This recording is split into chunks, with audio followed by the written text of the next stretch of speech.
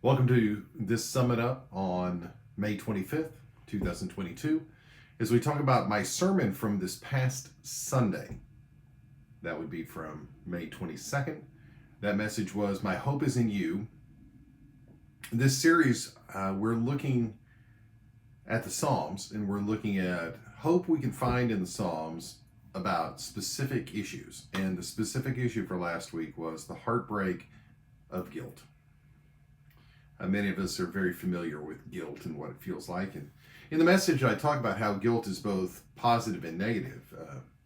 Just like pain, like touching a burner on a stove, lets you know that that's hot. And if you keep doing that, you're going to destroy your hand or whatever's touching it.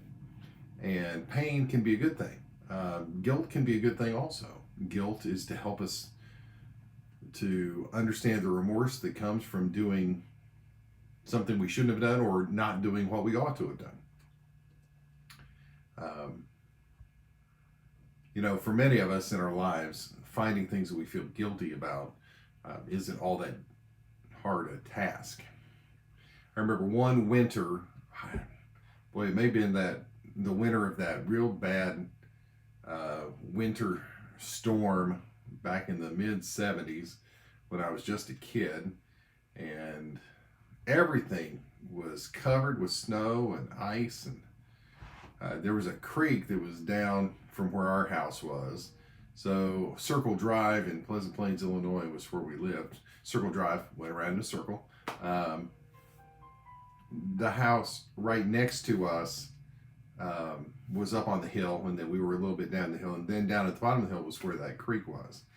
And I'll never forget talking my little brother into walking across the thin ice of that creek, and I told him if he walked from one point to another that I'd give him a quarter. And he walked down it, and I told him he had to go back to get his quarter. And I never gave him a quarter. I thought about it a couple of years ago that I might need to do that. But there are plenty of things for us to feel guilty about, not just from when we were little kids. But God offers us hope that in the midst of the heartbreak of guilt, that we can find freedom. And we can find that freedom through the death, burial, and resurrection of Jesus. Jesus died for us so that we could be forgiven. He resurrected for us so that we could have new life. And not only can we be forgiven of what we did in the past, but we can overcome that and live healthy lives and not do those things we did before. God gives us hope for the heartbroken from guilt. Have a wonderful week. God bless.